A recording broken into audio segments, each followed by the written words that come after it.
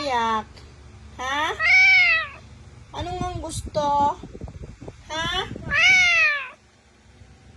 Nagugutom ka ba?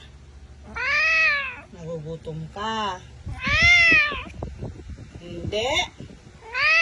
Ano nga palang gusto mo? Lalabas. Anong gagawin mo na naman sa labas? Ha? Wala si Yumi, buntis na dahil sa'yo. Hindi ikaw? Sino? Sino? Si Yuko? Ikaw yon. Ikaw.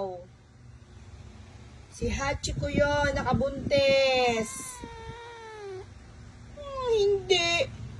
Ikaw yon.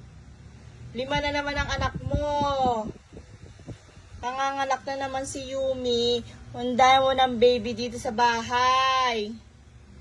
Ha?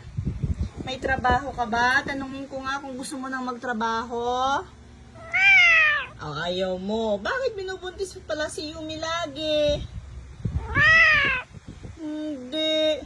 Ikaw yan.